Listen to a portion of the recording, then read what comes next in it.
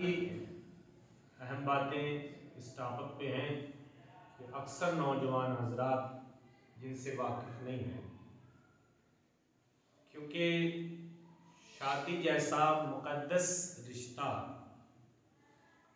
صرف جنسی خواہش کو پورا کرنے کا نام نہیں ہے، بلکہ ایک اہم مذہبی فریضہ اور عظیم عبادت ہے۔ پاک پیغمبر اور ائمہ مسلمین نے عقد کو، نکاح کو، شادی کو عظیم عبادت قرار دیا، اہم فریضہ قرار دیا۔ اسی کے متعلق میں ابتدا میں حدیث بھی پڑھی اور کچھ احادیث میں عرض کر دیتا ہوں۔ صلوات پڑھیے گا حضرت محمد اللہم صلی علی محمد جو حاضرین ہیں انشاءاللہ زیادہ سے زیادہ کوشش کریں کہ یہ باتیں نوجوانوں تک پہنچیں۔ پاک پیغمبر کی مشہور و معروف حدیث ہے جس کو خطبہ نکاح کے اندر بھی تلاوت کیا جاتا ہے، النکاح من سنتی فمن رغب عن سنتی فلیس منی۔ پیغمبر فرماتے ہیں کہ نکاح میری سنت ہے اور جس نے میری اس سنت سے روگردانی کی، رخ پھیرا، اس سنت کو پورا نہ کیا، اس کا مجھ سے کوئی تعلق نہیں ہے، فلیس منی۔ روگردانی صرف شادی کرنا ہی نہیں ہے، بلکہ شادی کے کرنے کے باوجود شادی کے مراسم، شادی کے رسومات اور محافل اگر وہ بھی سنت رسول کے مطابق نہ ہو، اس پر بھی یہ صادقہ ہے کہ فلیس منی، وہ ہم میں سے نہیں ہے۔ یعنی شادی تو کرتا ہے، نکاح تو کرتا ہے، لیکن اس میں جو سنتی رسومات، سنتی طریقے ہیں ان کے مطابق نہیں کرتا، تو اس پر بھی یہ صادقہ آئے گا کہ پاک پیغمبر نے فرمایا فلیس منی، وہ ہم میں سے نہیں ہے۔ شادی میں ناچ گانا ہونا، مردوں اور عورتوں کا مخلوط ہونا، پردے کا لحاظ نہ رہنا، محرم اور نامحرم کی پرواہ نہ کرنا، اور ضرورت سے زیادہ خرچ کر دینے سے اسراف کہتے ہیں، دکھاوے کے لیے دولت کی نمائش کرنا، اور یہ چیزیں وہ ہوتی ہیں کہ یہ اس میں شیطان کی شرکت ہو جاتی ہے شادی کی، کہ وہ چیزیں جن کا حکم دیا گیا ہے ان کی پرواہ نہ کی جائے، اور جو چیزیں ہم نے زیادہ تر ہندوؤں سے لیے ہیں رسومات، ان پر زیادہ فوکس کرنا، یہ شیطان کو دعوت دینے کے مطابق ہے۔ جس کام میں شیطان شریک ہو جاتا ہے وہ ہر لحاظ سے تباہی اور بربادی کا موجب بنتا ہے۔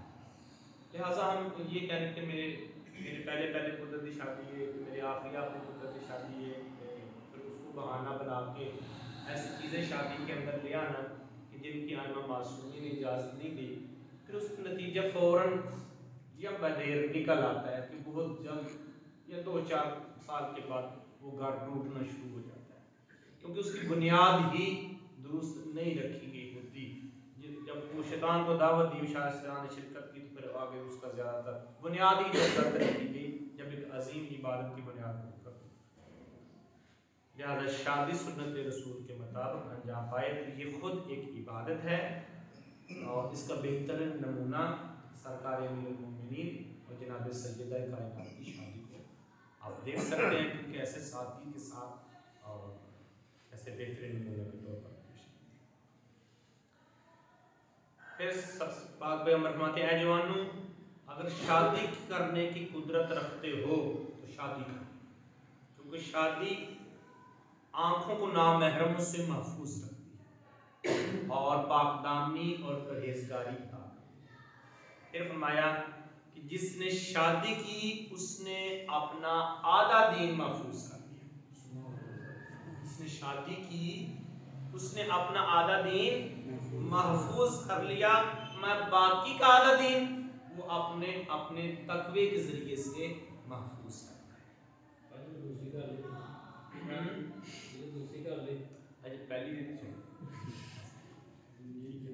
یہ جو سوالات ہیں انشاءاللہ آپ نے ذہن میں محفوظ رکھیں، بعد میں سوال جواب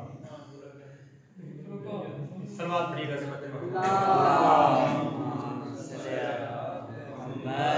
اسلام ارشاد فرماتے ہیں، اسلام میں کوئی چیز ایسی نہیں ہے الحمدللہ اقرار بنعمتہ ولا الہ الا اللہ خلاصا لوحدانیتہ وصلی اللہ علی محمد سید بریتہ والاسفیاء من عدت اما بعد فقط کان من فضل اللہ علی الانام ان اغناهم بالحلال من الحرام. یہ اللہ کا فضل ہے کہ اگر کوئی نکاح کرے گا تو اللہ اپنے فضل سے اگر وہ غریب ہے تو اسے غنی کر دے گا. یہ نکاح کی برکت ہے. ہاں جی اپنے فضل سے اور یقین ہے اصل فرمایا کہ اگر کوئی شخص افلاس اور پریشانی کے وجہ سے نکاح نہ کرتا ہو تو اس میں شک نہیں کہ وہ خدا سے بدگمان ہے. خدا سے بدگمان ہے کیونکہ اللہ فرماتا ہے اگر وہ فقیر ہو تو خدا اپنے فضل و کرم سے اسے غنی کر دے گا. اس میں بہت سی چیزیں شامل ہیں کہ زوجہ کا انتخاب کرنا, دوسری چیزیں میں اس کے آگے کی منظر وہ خود ایک ٹاپک ہے, میں سے آگے کی منظر جو ہے وہ آپ نوجوانوں کی گوش گزار کرنا چاہتا ہوں. وہ یہاں سے چلے گئے, آپ کا نکاح ہو گیا, شادی ہوگی اور رخصتی ہو کے دلہن آپ کے ماشاءاللہ گھر آ گئی. اب اس کے آگے کی منظر کیا ہے, وہ کچھ بڑے اہم پوائنٹ ہے جو میں آپ کی گوش گزار کرنا چاہتا ہوں. چھٹی امام سے محمد جب دلہن کو رخصت کرا کے اپنے گھر میں لائے, شادی والا گھر ہے, میں دلہن رخصت ہو, جتنے بزرگ ہیں وہاں ان سب کو دلہا دلہن کے لیے دعائیں کرنے چاہیے, دعاؤں میں درود میں تکبیر میں رخصت کرنا چاہیے. رخصت ہوگی, دلہن گھر آ گئی, میں کہ دلہا اور دلہن دونوں قبلہ رخ کھڑے ہو جائیں اور دلہا اپنا دایاں ہاتھ دلہن کی پیشانی پر رکھے اور اس کے بعد ایک دعا ہے اللہم علی کتابک تزوجت وفی مانتک, 2-3 سطروں کی مختصر سی, اگر نہیں پڑھ سکتا تو یہ عمل کرے, اس کے بعد خیر کی دعا مانگے اپنے اور اپنے زوجہ کے لیے. ٹھیک ہے جی. اگلے پوائنٹ بڑا اہم ہے, دیکھیے جی, ہم رسم و رواج خاص طور پر کیونکہ ہمارا معاشرہ مخلوط تھا, ہمیں زیادہ تر رسومات ہندوؤں سے لی ہیں, غیر مسلموں سے لیے ہیں, اور جو آئین و معصومین نے چیزیں ارشادات فرمائی ہیں وہ ہمارے علم میں بھی نہیں ہے, عمل کرنا تو دور کی بات ہے. بڑی اہم چیز میں بیان کر رہا ہوں میں کہ جب دلہن دلہا گھر میں آئے تو پہلی رات دلہا جو ہے وہ دلہن کے پاؤں دھوئے. سمجھانے بات کی, اس کے لیے ضروری نہیں ہے کہ اس کے پاؤں ملے, پاؤں کو دھوئے. بیڈ پہ بٹھایا, کرسی پہ بٹھایا, اس کے نیچے ایک برتن رکھو کھلا اور ہاتھ میں لوٹا یا جگ وغیرہ, اس سے پانی ڈالو پیروں پہ اور اس کو نیچے والے برتن میں محفوظ کرنا. بڑی اہم بات ہے, اگر سنیے گا آپ حیران رہتے ہیں. میں کہ دلہن کے دونوں پاؤں ایک برتن میں دھوئے جائیں اور اس پانی کو گھر کے کونے کونے میں چھڑک دیا جائے, چاروں کونوں میں چھڑکا جائے. یہ ایک نئی چیز ہے جو اب تک یہاں میں سمجھتا کوئی نہیں ہوئی, اس لیے اس کو انجام دینے میں نوجوانوں کے ساتھ ساتھ آپ بزرگوں کی زیادہ ذمہ داری ہے کہ اس چیز کا خیال رکھیں تاکہ یہ چیز ہمارے معاشرے میں آئے. جو معصوم چاہتے ہو دیکھیے گا اس کا فائدہ کیا. فرمایا کہ اس پانی کو گھر کے کونے کونے میں چھڑک دے, اور کیونکہ یہ موجب خیر و برکت ہوتا ہے, بلکہ اس کے لیے پاک پیغمبر نے سرکار امیر المومنین کو باقاعدہ وصیت فرمائی. وصیت آپ کو پتا کہ بڑی اہم چیز ہوتی ہے جو وصیت کے طور پر ارشاد فرمائی جائے. جیسے سرکار امیر المومنین نے اپنے بیٹوں کو وصیت کی, حتیٰ کہ وہ وصیت نامہ جو جناب لقمان نے اپنے بیٹوں کو وصیت کی اللہ نے قرآن میں نازل کر کے اس کو محفوظ کر دیا. تو یہ تو پاک پیغمبر کی وصیت ہے. اس وصیت کے اندر سرکار فرمائے اے علی جب دلہن تمہارے گھر آئے تو اس کی جوتیاں اتروا دو کہ وہ بیٹھے, پھر اس کے پاؤں دلوا کر, ایسا کرنے سے اس کے پاؤں دلوانے ہیں اس کے گھر کے دروازے سے پچھلی دیوار تک, سب جگہ اس کو چھڑک دو, دروازے سے لے کر پچھلی دیوار تک. ایسا کرنے سے 70,000 قسم کی برکتیں تمہارے گھر میں داخل ہوں گی. سبحان اللہ. خسرے نے جانا نہیں برکتاں, ہم نے ٹول باجے نال برکتاں, یہ چیزیں کرنے کی ضرورت ہمیں بتا دیں گے. 70,000 برکتیں سید الانبیاء فرما رہے ہیں. ایسا کرنے سے 70,000 قسم کی برکتیں داخل ہوں گی. 70,000 قسم کی رحمتیں تم پر اور اس دلہن پر بھی، دولہا پر بھی دلہن پر بھی 70,000 قسم کی. میں اس رحمت کی برکت سے اس مکان کے ہر گوشے میں رحمت و برکت پہنچے گی، اور وہ دلہن جب تک اس مکان میں رہے گی مرض دیوانگی، بالخورہ، جزام، ایسی بیماریوں سے وہ محفوظ رہے گی، اہل خانہ محفوظ رہے گی. یہ دو چیز، ایک آتی پہلا وہ عمل وہ، ٹھیک ہے، تیل چوڑنا تو پھر دودھ روڑنا تو پھر روز اٹھنے، وہ نہیں. پہلا عمل وہ ہے کہ قبلہ کی طرف رخ کرے پیشانی پہ، وہ دعا ہے. اور دوسرا عمل یہ. پھر اس کے بعد ہے کہ کچھ خاص رسومات ہوتی ہیں. ایک بڑی مشہور ہے کہ دولہا دلہن کے دوپٹے پر نماز پڑھے. ہمارے ہاں ایسا نہیں ہے، وہ ہو سکتا کہ ان کے ہاں ہو، تو اس لیے بات مشہور ہوگی. ہمارے ہاں جو ہے وہ دولہا اور دلہن دونوں دو رکعت نماز پڑھے. یہ حضرت امام باقر علیہ السلام دولہا اور دلہن دونوں دو رکعت نماز پڑھنے کی تعلیم دی ہے اس کی. اور ہمارے اس کی خاص طور پر ذمہ داری دولہا کی ہے کہ وہ خود بھی پڑھے اور دلہن سے بھی کہے کہ تم بھی پڑھو. وضو کرے، 2 رکعت نماز پڑھے، دلہن سے کہا تو تم بھی پڑھو. اس کے بعد خدا کی تعریف کرے، محمد و آل محمد پر درود پڑھے، دعا کرے، اور جو عورتیں دلہن کے ساتھ آتی ہیں وہ کہے کہ دعا پر آمین کرے. جی ہاں جی، وہ سلوات دے گا. باقی کچھ پوائنٹ آتے چلے جائیں گے کیونکہ چاہتا ہوں زیادہ طویل بھی ہو گئے. ظاہر عبادت بھی ہے اور جنسی تسکین کا ذریعہ بھی ہے. اللہ نے جوڑوں کو پیدا کیا ہے. جمع یا ہم بستری جسے کہتے ہیں، صحبت بھی کہتے ہیں. میاں بیوی ہونے کے باوجود بعض اوقات میاں بیوی کے درمیان صحبت کرنا، جمع کرنا حرام ہو جاتا ہے. میاں بیوی، لیکن کچھ مواقع ہیں کہ میاں بیوی ایک دوسرے پر ان کا جمع کرنا حرام ہو جاتا ہے. یہ نوٹ میں ہونا چاہیے، علم میں ہونا چاہیے. کیونکہ شریعت کی تو اصول ہے، قوانین ہیں، ان کے مطابق زندگی بسر کرنا یہ ایک سچے مسلمان کا کام ہے. تو اس کے مطابق زندگی بسر، کیونکہ بیوی کے پاس جانا یہ خود ثواب و نعمت ہے، اور ثواب ہے، عبادت ہے. پاک پیغمبر سے پوچھا گیا تو پاک پیغمبر نے صحابہ سے پوچھا، صحابہ نے پاک پیغمبر سے پوچھا کہ ہم میں کوئی شخص اپنی خواہش نفس پوری کرتا ہے تو اس میں بھی اجر ملے گا، ادھر بھی ثواب ہے. تو آپ نے فرمایا تمہارا کیا خیال ہے کہ اگر وہ اپنی خواہش حرام طریقے سے پوری کرے تو گناہ ملے گا؟ ہاں ملے گا. تو فرمایا اگر وہ حلال طریقے سے پوری کرے تو ثواب نہیں ملے گا. فرمایا کہ وہ بھی عبادت اور ثواب کا درجہ رکھتا ہے. پہلا مقام جو حرمت کا ہے، وہ جانتے ہیں کہ ہر عورت ہر مہینے میں کچھ مخصوص ایام کے اندر ہوتی ہے. جب وہ اپنے مخصوص ایام کے اندر ہو تو ان دنوں میں مرد کا عورت سے جماع کرنا حرام. ٹھیک ہے، سمجھ گئے بات کو؟ اس کو سمجھ نہ آئی تو بعد میں تفصیل پوچھ لیجیے، وضاحت کر. مخصوص دنوں کے اندر مرد اور عورت کا جماع کرنا حرام ہے. اچھا، پھر وہ خاص طور پہ جب نہیں شادی ہوتی پھر ایسے مسئلے پیش آتے. اور مخصوص دنوں پہ ہے تو اب نوجوان کیا کرے، مجبور ہو تو پھر الٹی سیدھی فرمائشیں ہوتی.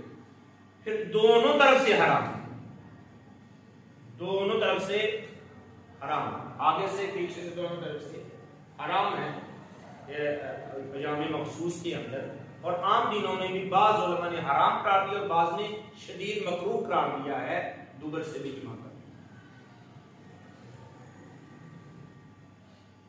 اسی طرح خون نفاس کے اندر یہ بھی حرام ہے. جب بچہ پیدا ہوتا ہے اس کے ساتھ جو خون جاری ہوتا ہے اس کو خون نفاس کہا جاتا ہے. اس کے اندر بھی جب تک خون پاک نہ ہو جائے وہ جمع کرنا حرام. دو ہوگا، 3 ہو گئے. اور چوتھا یہ ہے کہ حالت روزہ میں، واجب روزہ ہے، حالت روزہ میں جمع کرنا حرام، اور اس سے روزہ باطل ہوگا.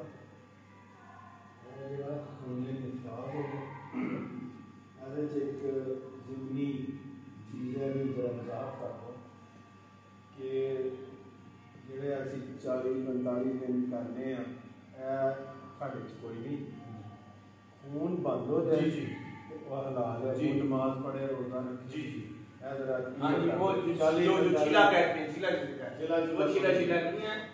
اور کی پاکیزگی پاک اور جب پاک ہو جائے اس کو آنا بند ہو جائے پورے نفاس وہ پاک ہے اس پر وہ عبادت بھی کر سکتی ہے اور مرد بھی اپنا حق ادا کر سکتی ہے۔ روزے کی حالت میں جماع کرنا حرام، اعتکاف میں ہے چاہے رات کا ٹائم ہے، دیکھو تو روزہ اعتکاف میں ہوتا ہے ضروری ہے اس وقت میں۔ اسی طرح حالت احرام میں بھی حرام ہے۔ اب چند چیزیں مکروہ ہیں اس کو بھی نوٹ فرما لیں۔ جب چاند گرہن لگا ہو تو اس رات میں حاملہ خواتین کے لیے بہت زیادہ احتیاط کی جاتی ہے چاند گرہن میں، سورج گرہن میں، حالانکہ حاملہ خاتون کے لیے یہ نقصان دہ چیز نہیں ہے، نہ شوہر کے لیے نہ عورت کے لیے۔ اس کے لیے منع کیا گیا، جماع کے لیے منع کیا گیا ہے کہ چاند گرہن والی رات اس کا انتخاب نہ کیا جائے۔ سورج گرہن کے دن زوال آفتاب کے وقت ماں سوائے جمعرات، غروب آفتاب کے وقت جب شفق ڈال جائے وہ لالگی ہو سورج، طلوع فجر سے لے کر طلوع آفتاب تک، رمضان شریف کے علاوہ ہر قمری مہینے چاند رات ہو، ہر مہینے کی 15 رات، حالت سفر میں جب غسل کے لیے پانی نہ ہو، سیاہ زرد یا سرخ آندھی چلنے کے وقت یہ مکروہ ہے، زلزلے کے وقت، اور ایک دوسری روایت میں ہے کہ طلوع صبح سے لے کر طلوع آفتاب تک ایک، غروب آفتاب سے زوال سرخی مغرب تک 2، سورج گرہن کے وقت، چاند گرہن کے وقت، اس رات یا دن میں جب سرخ یا سیاہ آندھی چلے یا زلزلہ محسوس ہو۔ ایک وصیت ہے اس میں بہت سی چیزیں بیان کی گئی ہیں، وہ سماعت فرمائیں، اس کے بعد وہ چیزیں پاک پیغمبر کی وصیت سرکار امیر المومنین تھے اور اس میں سرکار نے اس کے متعلق بہت سی چیزیں بیان کی۔ توجہ چاہتا ہوں میں، اے علی، یہ دلہن جو دلہا کے گھر میں آتی ہے اس کو 7 دن تک دودھ نہیں پینے دینا، ٹھیک ہو گیا؟ 7 دن تک آپ نے دلہن کو دودھ، ایک چیز سرکہ 7 دن تک منع، دھنیا 7 دن تک منع، کھٹے سیب یہ 7 دن تک منع ہے۔ فرمایا ان چیزوں کے کھانے سے عورت کا رحم سرد پڑ جاتا ہے اور وہ بانج ہو جاتی ہے اور اس کے ہاں اولاد پیدا نہیں ہوتی۔ 7 دن تک ان چیزوں کا پرہیز کرنا ہے، دودھ، سرکہ، دھنیا، کھٹے سیب، یہ دلہن کو 7 دن تک نہیں کھانا ہے۔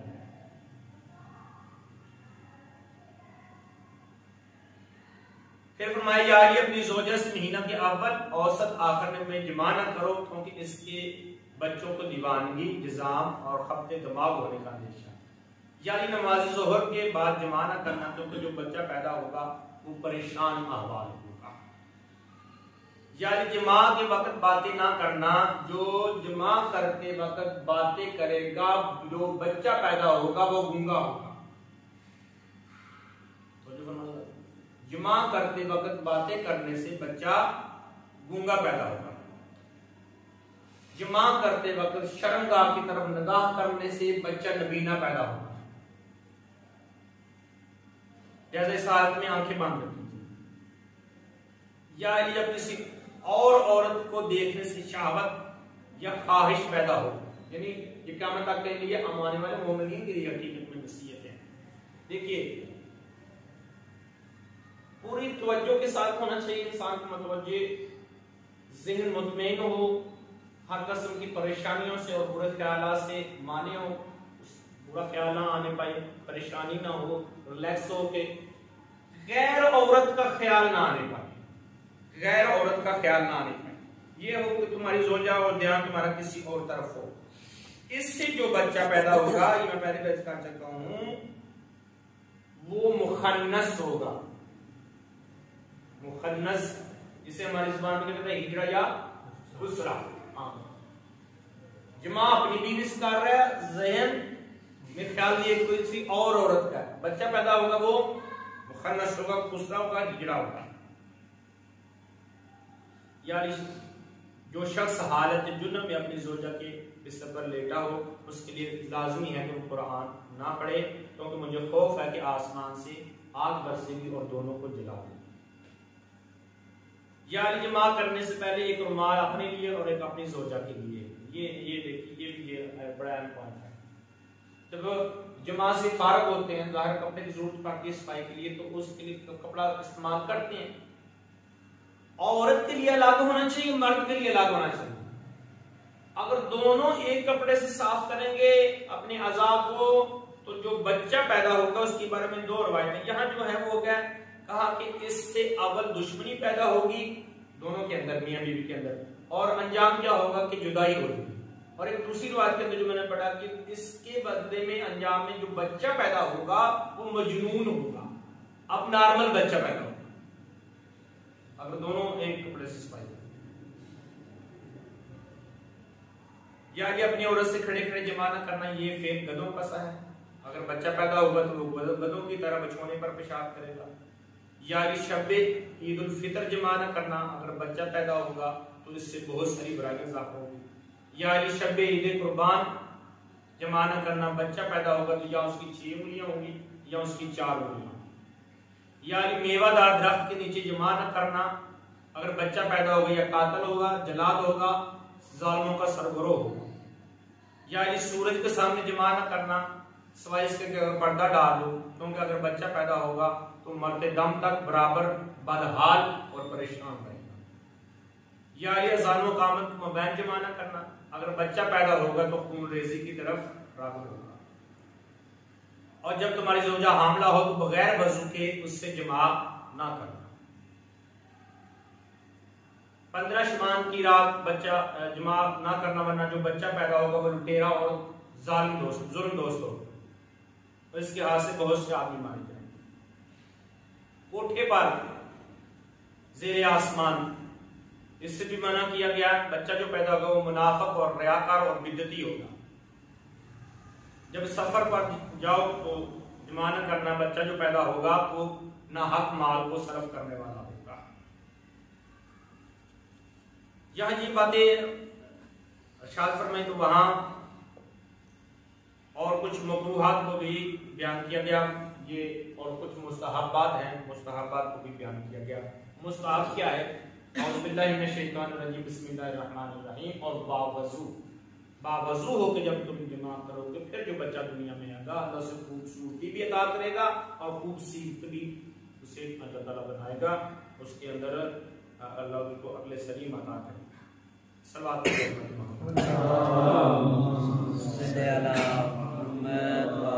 اور میں چھپ کر جماع کرنا، کوئی دیکھ نہ رہا ہو، کوئی سن نہ رہا ہو۔ پاک پیغمبر نے فرمایا قبل سے 3 عادتیں سیکھو، چھپ کر جماع کرنا، صبح سویرے روزی کی تلاش میں نکلنا، اور دشمنوں سے بہت زیادہ پرہیز کرنا۔ اسی طرح کچھ چیزیں واجب میں بھی آتی ہیں، واجبات میں سے یہ ہے کہ اپنی زوجہ سے 4 ماہ سے زیادہ جماع کو ترک نہیں کرنا چاہیے۔ جوان کو بوڑھی بھی ہو تو فرمایا کہ نہیں، 4 ماہ سے زیادہ جو ہے وہ مدت نہیں گزرنی چاہیے۔ شوہر اپنی جوان بیوی سے 4 مہینے سے زیادہ ہم بستری ترک نہیں کر سکتا، بلکہ احتیاط یہ کہ اپنی بوڑھی بیوی کے ساتھ بھی اس سے زیادہ مدت کی ہم بستری ترک نہ کریں۔ یہ حدیث مبارک۔ اچھا، شادی ہوتی ہے نوجوانوں کی، پھر جو دولہے کے دوست ہوتے ہیں وہ دلہن کو جانی دسو پھر کہ میرا جو دلہن کی سہیلیاں ہوتی ہیں اس انداز کی، اس کے متعلق فرمایا کہ قیامت کے دن اللہ کے نزدیک سب سے بدترین شخص وہ ہوگا جو اپنی بیوی سے صحبت کرنے کے بعد اس کے راز پھیلاتا ہے۔ بدترین شخص ہے وہ، کسی نال ڈسکس کرنے کی ضرورت ہے نہیں، نہ دلہن ہو نہ دلہن کی اجازت بھی۔ جماع کرتے وقت قبلہ کی طرف رخ ہونا یا قبلہ کی طرف پشت ہونا اس کو بھی حرام قرار دیا، اس کو بھی خاص خیال رکھیں۔ اپنے بیڈ روم میں بیڈ ہی اس طرح سے لگائیں کہ وہ نہ قبلہ کی طرف اس کی پشت ہو نہ اس کا رخ کر کے بھی حرام ہے، پشت کر کے بھی حرام ہے، جیسے نئے جس بات میں نئی شادی ہوتی ہے نیا پوائنٹ ہے، تمام کپڑے اتار کر اس سے جو اولاد ہوگی اس کے اندر بے حیائی آئے گی اور کشش جلدی ختم ہو جائے گی. تمہاری بیوی ٹھیک تم پر حلال ہے لیکن تمام لباس اتار کے اس سے کیا ہوگا؟ اولاد کے اندر بھی ہو جائے. مجھے وہ شخص اب غصے جناب اس پر واجب ہو گیا، اس کا بھی طریقہ کار ہوگی انشاءاللہ عرض کریں گے بچے وہ سے رات واقع. مجنب شخص پر 5 چیزیں حرام ہیں. مجنب تو سمجھ لیں نا، مجنب شخص پر 5 چیزیں حرام ہیں. اپنے بدن کے کسی حصہ کو اللہ کے نام سے مس کرنا کسی بھی نام سے حرام ہے، یا قرآن کے لکھے ہوئے عربی الفاظ کو مس کرنا یہ بھی مجنب پر حرام ہے. اسی طرح آئمہ معصومین اور جناب سیدہ کائنات کے نام میں سے کسی بھی معصوم کے نام کو مس کرنا جنابت کی حالت میں حرام ہے. عام مسجدوں میں اور آئمہ معصومین کے حرم میں ٹھہرنا جنابت کی حالت میں حرام ہے. گزر سکتے ہیں مسجد سے، ایک دروازہ مثلا بڑی مسجد ہوتی ہے ایک دروازہ سے دوسرے دروازہ، لیکن مسجد الحرام اور مسجد نبوی سے گزر بھی نہیں سکتے، وہ بھی حرام ہے. اسی طرح کوئی چیز مسجد میں رکھنا یا کوئی اٹھانا یہ بھی مجرم کے لیے حرام ہے. کوئی چیز مسجد میں رکھنا مگر کسی چیز کو اٹھا سکتا ہے بشرط یہ کہ ٹھہرے نہیں. اسی طرح قرآن کی ان سورتوں کا پڑھنا جن میں سجدہ واجب ہے ان میں سے کسی ایک سورت کا تلاوت کرنا وہ حرام ہے. جنبی آدمی سجدے والی صورتوں کے علاوہ سجدے والی صورتوں کا ایک حرف بھی پڑھنا، سجدے والی صورتیں جو آیت میں صورتیں ان کا ایک حرف بھی پڑھنا حرام. مجرم آدمی عام مسجدوں اور حرموں سے گزر سکتا مگر ٹھہرنا حرام ہے. اور 9 چیزیں ایسی ہیں جو مجرم شخص پر مکروہ ہیں، جو مجرم کے لیے مکروہ ہے. کھانا پینا، لیکن اگر وضو کر لے یا ہاتھ دھو لے تو مکروہ نہیں. اسی طرح اگر وہ جماع سے مجرم ہو گیا اور پھر دوبارہ دل کر رہا ہے تو اس صورت میں بھی کیا کرے؟ وہ وضو کو بھی دھو لے اور وضو کر لے، ٹھیک ہے، اس کے لیے بھی. کھانا پینا مکروہ ہے لیکن اگر وضو کر لے یا ہاتھ دھو لے تو پھر یا کلی کر لے تو مکروہ نہیں ہے. واجب سجدے والی 4 صورتوں کے علاوہ 7 سے زیادہ صورتیں پڑھنا مکروہ ہے مجرم شخص کے لیے. بدن کا کوئی حصہ جلد قرآن یا قرآن کی اس جگہ سے مس کرنا جہاں الفاظ نہ لکھے ہوئے ہو وہاں بھی مس کرنا مکروہ ہے. الفاظ کو تو حرام ہے. قرآن کو صاف رکھنا مکروہ ہے. سو جاتا ہے بغیر غسل کے، ٹھیک ہے، یہ بھی مکروہ ہے. غسل کرنا ہے تو مہندی لگا لیتا ہے، ٹھیک ہے، ہنا وغیرہ لگاتا ہے، اس کو پتہ نہانا تو ہے تیل کی مالش کر لینا ہے، ٹھیک ہے، یہ مکروہات میں سے. احتلام کے بعد حجامت کرنا یہ بھی مکروہات میں سے، ان چیزوں سے پرہیز کرنا چاہیے. خضاب کر کے جماع کرنا اس سے بھی منع کیا گیا ہے، اس کا بھی نتیجہ ٹھیک نہیں. یہ چیزیں ہیں، اس کے علاوہ اور بہت سی چیزیں ہیں. خاص رکوان کے میں گوشت گزار کر دیے. انشاءاللہ امید ہے پروردگار محمد محمد کے صدقہ میں ہم سب کو تعلیمات محمد و آل محمد پر عمل پیرا ہونے کی توفیق عنایت فرمائے.